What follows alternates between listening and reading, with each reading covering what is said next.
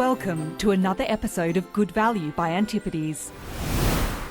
In this final episode for 2025, I'm joined by the Antipodes sector portfolio managers.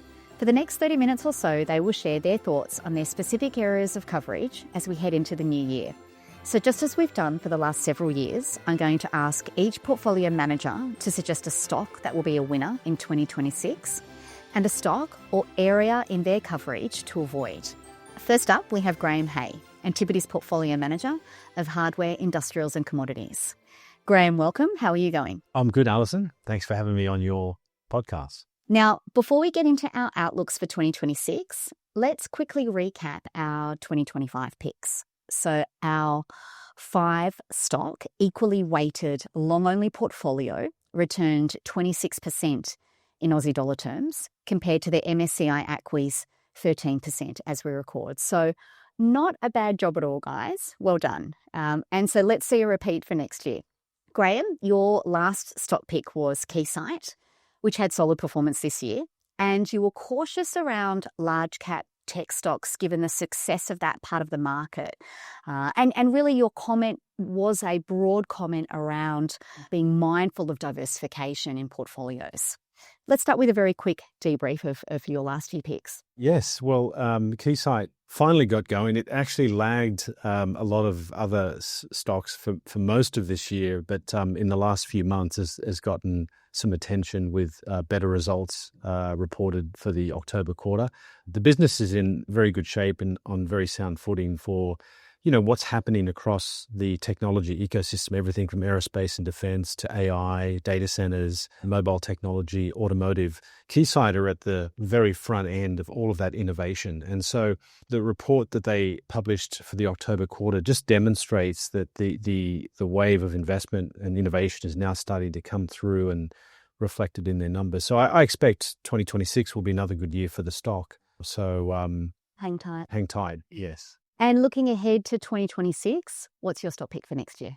Well, I'm going to go for something that's, I guess it's a little bit conservative and not the most exciting, but this year's stock pick from us is the US conglomerate Honeywell. Honeywell is a storied company within the US industrials sector. It has a market cap of about $122 billion, so a mere pittance compared to the trillion-dollar market caps that are thrown around these days. After the separation of their advanced materials business in October, the business today is split across two broad sectors, aerospace and industrial automation. Later in 2026, sometime around probably the third quarter, the aerospace and automation portfolios will also be separated. So we'll have effectively three standalone companies, the advanced materials business, which is already listed, automation and aerospace. Now, the stock has pretty badly underperformed over the last few years owing to, some operating weakness, particularly in the automation side of their business, as well as a derating of the earnings associated with, I think, growing concerns around the complexity of the portfolio. And the company have now decided to fully address that through the planned separations that are going to go on over the next 12 months. We've seen a pattern of these types of separations across the US industrials sector over the last really decade now. And we expect that there's a lot of potential value that can be unlocked at Honeywell just through separation and focus on the businesses once they're split out. Aerospace, they have a very strong position both in aftermarket and new equipment. They're particularly strong in business jets. They are the leading provider of auxiliary power units that are critical for the operation of commercial aircraft. And that is a very good business, but it can be even better with more attention. As part of the conglomerate, a lot of the cash flows from aerospace were diverted into the automation and materials businesses. Once that's separated out, we expect we'll see improved revenue growth and margin expansion and re-rating. So that's a very exciting prospect. And then on automation, the company have a very strong position in building automation. These are the important software and controls that provide owners and managers of buildings access to HVAC system security and the like. And that's a critical piece of infrastructure Honeywell have a very strong position in today. But there's more that they can do on their process and industrial automation segments that we think can enhance value once that separation happens. So, at a discount to the S&P 500 for a blue chip industrial, we think that's a very attractive entry point into 2026. And is there a stock or part of the market that investors should be avoiding? Yeah, I keep getting this wrong, actually. Large cap tech did pretty well last year. And I think the year before that, I think it was on the wrong side of my short. But look, I would say, we've been, as we speak with companies on the ground, one of the recurring themes that is coming up is around labor inflation. And that's a combination of, I think, just after effects of COVID, but more recently around immigration patterns, particularly in the US, are impacting the supply of traditional low-cost labor.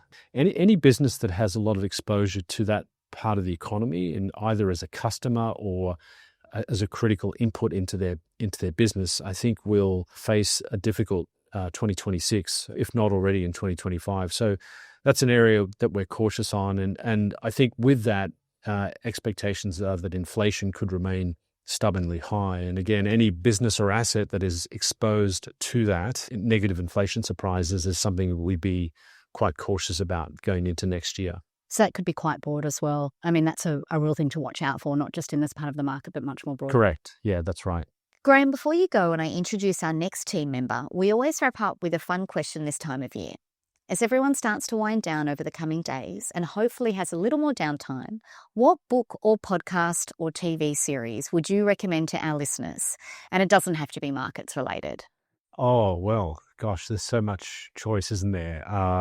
Well, of course, there's just a flood of podcasts out there these days, but my go-to podcast, of course, is the Antipodes Good Value podcast, which is hosted by yourself. So you should not go past that one. The very first podcast I started listening to was, and some of our younger listeners may not know of it, is called Econ Talk. It started in 2006. It still has very, very good content, quite varied. It looks at the world through an Austrian economic lens, but it canvasses a lot of topics with authors and academics. So I would say that that's got a great library of content, really interesting topics, and is kind of like a staple in podcast land. Now, as far as books go, look, I'm feeling a bit sentimental.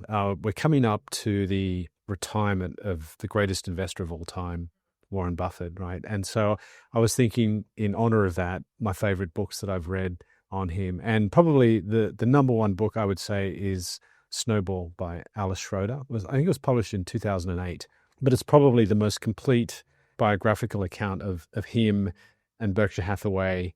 It weaves in obviously all of the deals and philosophy that he's applied, but it's a very personal account as well. So I would say, in respect of that moment, I would recommend Snowball by Alice Schroeder. Excellent suggestions, Graham. Thank you very much. And thanks for your time and your answers on the prior questions. Thanks, Alison. My next guest is Nick Cameron, Portfolio Manager of Healthcare. Nick, great to have you back. Now, as with Graham, let's do a quick recap of your picks for this year. So this time last year, you said you expected a volatile year for the healthcare sector on policy uncertainty in the US. And that's turned out to be exactly what we've seen. Alcon was your stock to own. And look, it has had a tricky 2025 with product launches pushing into 2026 and some competition in their intraocular lenses, and notably in cataracts. But the stock has recently started to bounce back. And your area to avoid was managed care. So to get us started, any quick comments?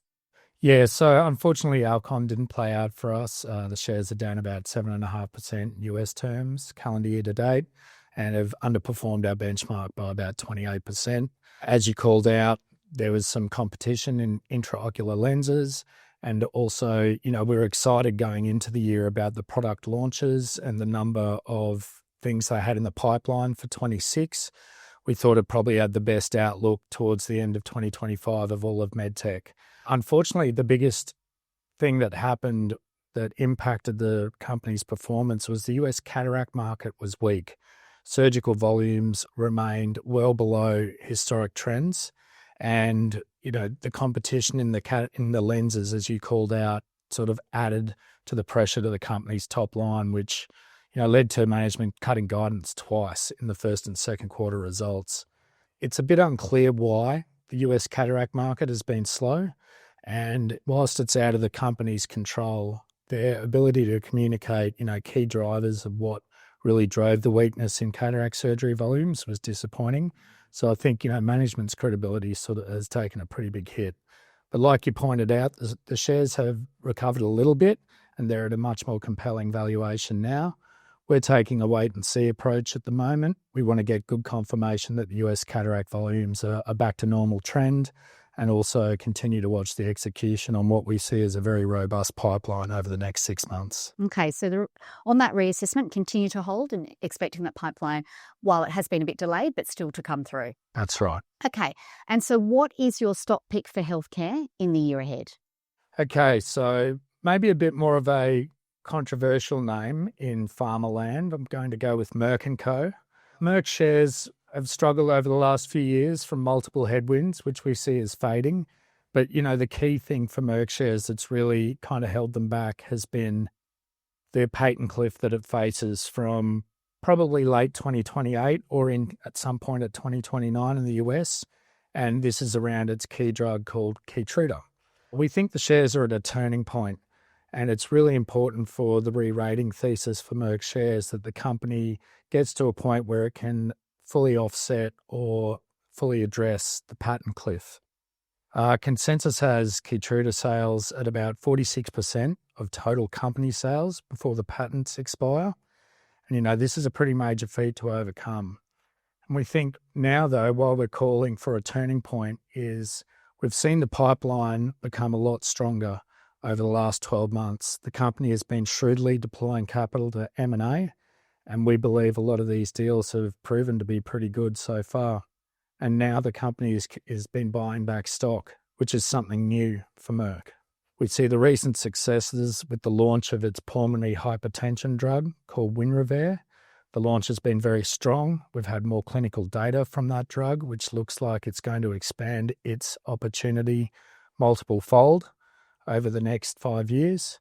And we also see some recent data that came out around its oral PCSK9 drug and some encouraging cancer results from its antibody drug conjugate pipeline, all of which we think are helping improve sentiment and have done a lot to help reduce the amount of overhang from the Keytruda cliff. We think 2026 will be a really important year for Merck shares. We've got a couple of multiple late-stage clinical trial readouts, which will be really important to de-risk future sales. And we think that M&A will continue and will eventually, help to mitigate the Keytruda patent cliff. So valuation's undemanding, 11 times our forward estimates. Some peers are trading in the teens. We think Merck is continuing to buy back its shares, reflecting its confidence in its outlook. And the balance sheet has plenty of firepower left to bolster its pipeline through M&A. So ultimately, we're making the call that 2026 will be the pivotal year to show that Merck can get through the Keytruda patent cliff. And, from there, the outlook for the re-rating is quite significant. Okay, so really we're taking the view that the pipeline is just much stronger than what the market appreciates, and that there is that balance sheet capacity to continue to add that extra level of support. And what they've done so far in terms of business development and M&A has been, in your mind, on the right path. Correct. Okay, fabulous. And a very attractive multiple as well at that, as you said, that very low double-digit P multiple. Now, one stock or part of the market that investors should avoid? I'm going to go with managed care again. Despite it these businesses underperforming, or the shares, I should say, underperforming both healthcare and the index. I think the headwinds have not abated. In fact, I think they've probably become a little worse. And so we think that this current administration is just about to embark on a policy agenda around potentially addressing pharmaceutical benefit management, which is, or PBMs, as some people might know, which control a lot of how drugs are priced and made available to insured lives in the US. We think the PBMs, one of them, probably the largest PBM amongst these companies, Cigna, through their Evernorth business, announced that they were structurally changing the way that they're going to be running that business over the next 5 years, moving away from a historical business model, which was quite profitable. And I think that was a really clear sign or a catalyst for our view that there is definitely heating up pressure coming from the administration around around drug pricing, addressing drug pricing, and PBMs are a major stakeholder in that. And now that pharma companies have given their pound of flesh with the deals with the administration, the PBMs are next. The second area we think is going to be targeted is the Medicare Advantage side. This is where the insurers provide Medicare insurance on behalf of the US government. We believe they've been gouging that for years. And just overall, that's been the major driver of growth for these businesses for the last 5 years. And we think these businesses have been over-earning. Valuations still remain high. Despite all of these overhangs, the stocks have re-rated a little bit recently. They're about one standard deviation above their long-term average on a 12-month forward PE basis, and on a relative basis to the S&P 500 on an equal-weighted S&P 500, they're also above average, long-term average. And we use that equal-weighted index just to remove some of a lot of the oversized impact that the tech companies have on the index multiple. Okay. Finally, what book or podcast or TV series would you recommend to our listeners over the holiday period? Oh boy. So I've got a couple here. So for our Southern Hemisphere friends, where it's summer, it's been a long time since I've watched these, but the endless summer movies, having them on in the background, if you get some time on the couch, it's quite pleasant to have them on in the background, a bit of narration, you can go to sleep. And then I thought I'd better have something for our Northern Hemisphere friends, which is If You're in the Snow, which is a movie called The Art of Flight by Travis Rice. It's a snowboarding movie, so sorry skiers, you could maybe get nostalgic and put some Warren Miller on in the background if you're a skier.